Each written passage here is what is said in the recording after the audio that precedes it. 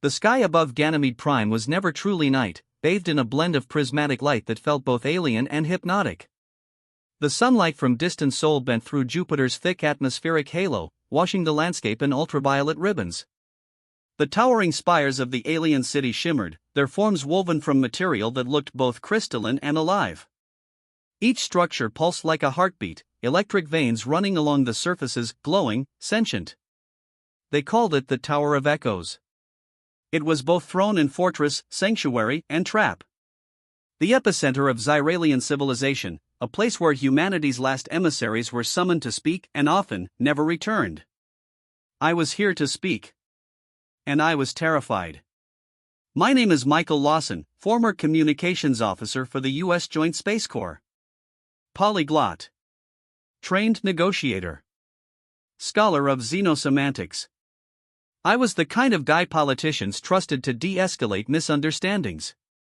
Space Navy Command had sent me to 3 separate first contact zones, and I'd walked away each time with treaties instead of body counts. But nothing had prepared me for this. Not for the silence. The tower's entrance hall was a cathedral that breathed. The air was thick with cosmic humidity, heavy with the scent of something metallic and floral, like static and jasmine mixed. Shapes moved in my periphery, slender shadows that flickered between physical form and shimmering energy. Their eyes followed me. Not with hostility. Just curiosity. There were no consoles, no guards that I could recognize. Just faint whispers that hummed against the back of my skull. Welcome, they seemed to say. Welcome, human. I stepped forward because that was all I could do. I'd been on Ganymede Prime for 3 days, escorted from shuttle to sealed chamber to luminous corridor, all without uttering a single human word. I'd seen my reflection only once in a floor panel that behaved like water, and I barely recognized the man staring back. Unshaven. Eyes bloodshot. Jaw tight. The earbuds hidden in my earlets were offline. The link to commands severed the moment I'd stepped into orbit. We'd anticipated that. It was why they'd given me one backup plan. A small, round bump embedded in my palm glove, an emergency detonator. A fusion core collapse. Triggered manually. If I had to. If everything went wrong. You are Michael Lawson. The voice wasn't aloud. It was inside. Behind my eyes. A feminine tone, melodic and vast, like it echoed from the center of a galaxy. It nearly knocked me to my knees. The guards, if that's what they were, shifted. A ripple of shimmering light parting like a curtain. Beyond them, I saw her. Empress Solari of the Spiral Star. It's difficult to describe her in human terms, but I will try. She was tall, nearly 7 feet, and fluid, as though her form was made of silk and nebula gas. Skin that refracted light in mosaics of blue and violet and silver. Hair like a waterfall of starlight. And eyes like singularities. They were not black. They were everything. Collapse and birth. Death and genesis. She did not walk. She arrived. Or reality arrived around her. When she spoke next, the walls trembled. I want you in my chambers tonight, human, she whispered. It was not request or command. It was inevitable. I swallowed. And remembered how every envoy before me had died. Their reports filled with obsession, desperation, and a strange kind of awe. Until they weren't heard from again. I wasn't informed this was part of the diplomatic procedures, I whispered back. My vocal cords felt strange. Primitive. She smiled, I think. Or a flicker of light suggested one. Her voice threaded through my synapses. You are not here to negotiate, Michael Lawson. She drifted closer. The air vibrated. My pulse spiked. You are here to bond. She touched nothing, yet I felt everything. The temperature shifted, memories flickered, a rooftop in Chicago when I was 12, watching the Perseid meteor shower. The first time I saw Jupiter through satellite lenses. The first time I believed the universe might understand us. You think the stars call only to your machines, she intoned. but they have called to you since you were a child. She was reading me. In every sense. Memory. Emotion. Fear. You did not come to beg, she said softly. You came to test. To see if your weapon could destroy me. My jaw tightened. My hand against my side, meeting the slightest ridge beneath the glove fabric. A silent, deadly reminder of the shivering core of plutonium and compression charges aboard the shuttle that had brought me down. A collapse bomb. If it went off inside her chambers, it would create a singularity. It would drag her into death. And likely take me with her. You think you can destroy me, she said again, not mocking, not angry. Amused. Then why bring me here? I asked. Why any of this? Solari's silhouette pulsed, form expanding and contracting. Then she said something I was never trained to hear. You feel pain, she said. You feel longing. You feel rage and love in equal measure. You burn inside yourself. Your kind, unlike any I have seen, fight their own creation every moment they live. She drifted closer. Her presence was weightless, but undeniable. A gravity of intent. I have watched your species for centuries. Studied your wars. Your art. Your silence. Your conquerors, I said quietly. We are collectors, she corrected. Of resonance. Of meaning. We have forgotten how to hurt. We have forgotten how to choose. For a moment, her voice faltered. And I realized something, the Zyral are lonely. You want humanity for validation, I whispered. No, she breathed. I want you for revelation. The chamber pulsed again, light scattering into fractal patterns across the ceiling. I saw images, flashes of other worlds, other species, other emissaries. All of them different. All of them refusing. All of them lost. She extended her hand, or the illusion of one, toward me. Fingers like stardust and lightning, shimmer in form. Walk with me, Michael Lawson, she said. Behind her, the corridor lit with golden bioluminescence, like a path forming beneath moonlight. My throat tightened. I thought of my orders. My planet. My team. The boy I held on tightened, bleeding through gloves, asking if it all mattered. Maybe this was my moment to matter. Or to die. With trained habit, I curled my fingers and pressed the tactile bump on my glove. Nothing happened. She smiled again. Did you think we did not learn from your predecessors? I was alone. I could not kill her. I could not save Earth. I only had one option left. I followed. Through the walls of sound and light. Into the Empress's chambers, a place where space itself seemed to breathe. Where time folded. Where stars were born in silence. And as the doors sealed behind us, I had one fleeting thought. Sometimes, survival is not about strength. It's about surrender. But surrender, I realized, didn't have to mean defeat. It could mean change. The kind that reshaped worlds. The Empress's chambers weren't built from stone, steel, or any material human languages had a word for. They were built from memory. When the doors sealed behind me, the world around us breathed, literally. The walls pulsed with soft light, shifting like the auroras in Earth's polar skies. Then they solidified into scenes I recognized. Too well. You collect memories, I said, stepping forward, even though my instincts screamed to run. Not just mine. All of humanity. Solari stood near a pool in the center of the chamber, an oval basin cradling liquid that shimmered like liquefied starlight. As I watched, the surface rippled, reflecting alien constellations that weren't in any chart humanity had ever known. Some shifted. Others dissolved. New ones bloomed. They breathed. She turned her gaze to the pool. It rippled at her attention. We do not collect, she replied, voice soft as silk on bare skin. We honor resonance, the echoes left behind when lives touch the fabric of existence. Every species leaves a signature. Yours burns the brightest. Her voice was gentle and sad. And for the first time, I sensed it clearly.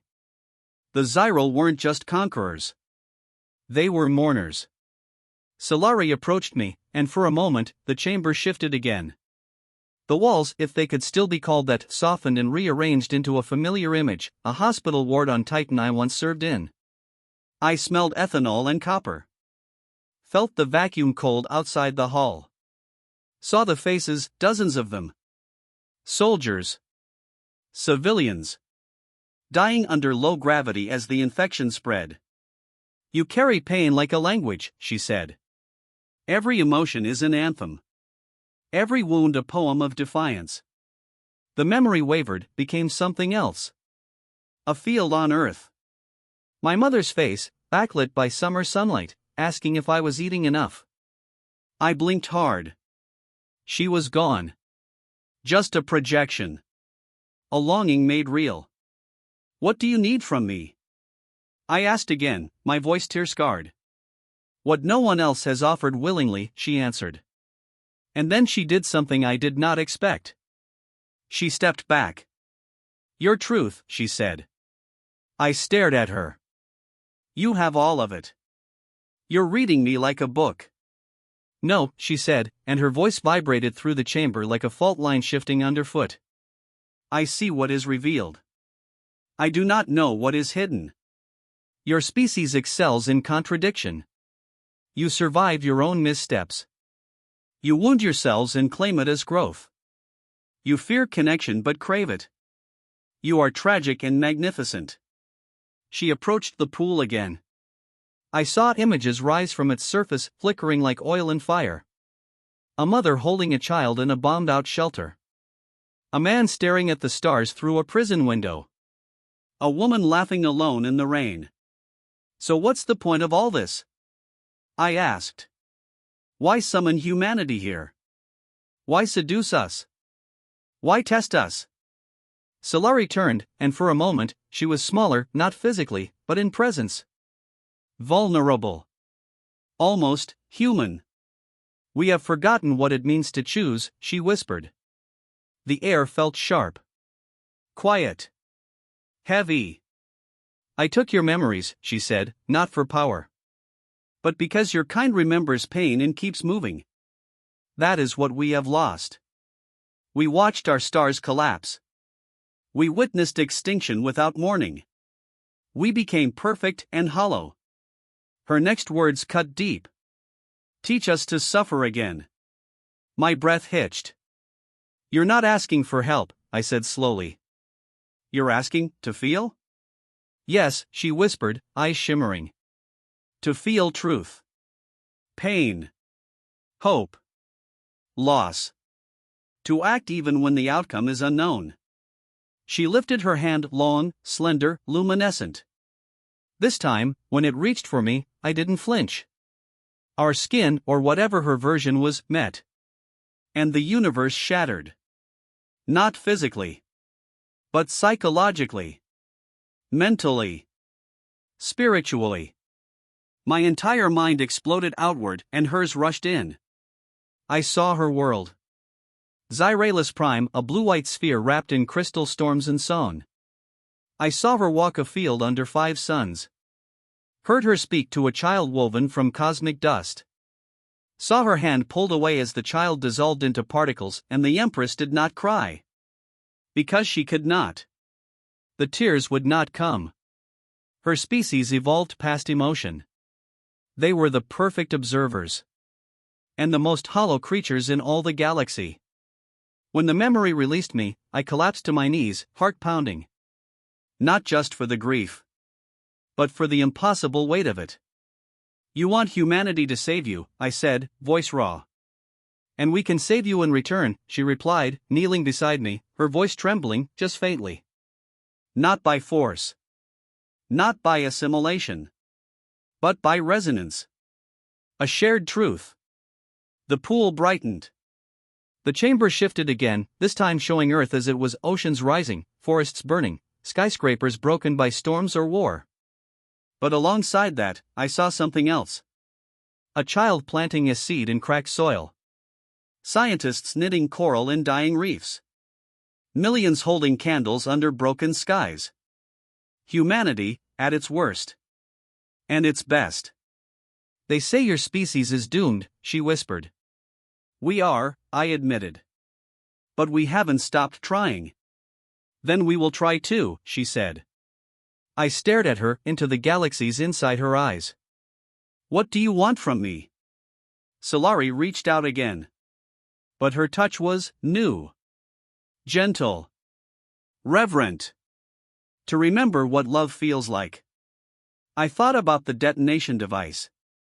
This was my last chance to destroy her. To buy time for humanity. Before she, or whatever came after her, absorbed everything we had. But looking at her now, I realized something terrifying. We weren't on opposite sides. We were reflections. A species trying not to die inside its own brilliance. And maybe, just maybe, we still had something they didn't. Choice. Slowly, I closed my fingers around her hand instead of the detonator. Reality brightened. And something broke. Deeply. Beautifully. The joining wasn't violent. It didn't obliterate my mind or erase my thoughts.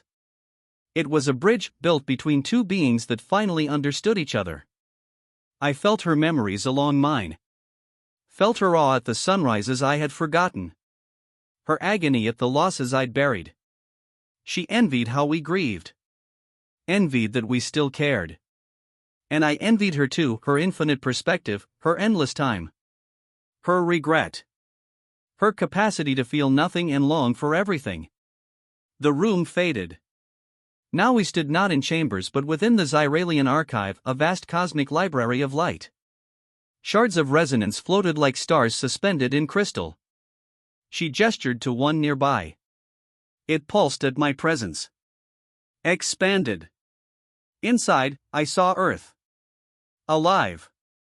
Remembered. Shattered. Whole. It's beautiful, she said softly. No, I whispered. It is. She turned to me, and for the first time since I'd arrived, I saw something I feared was impossible. Tears. They fell slowly, like fragments of a dying star. They sizzled against the ether, and her voice broke. You showed me what it means to be human. And you, I said, showed me what we could become. She smiled, truly smiled, and it felt like a miracle. The violet sky above Ganymede Prime brightened as dawn at last broke across the horizon. The Tower of Echoes pulsed with new rhythm. Something had changed. Not in the universe. But in us. And real change, spreads. It was never conquest. It was resonance. And through it, we came to understand something profound. We did not survive despite our pain. We survived because of it.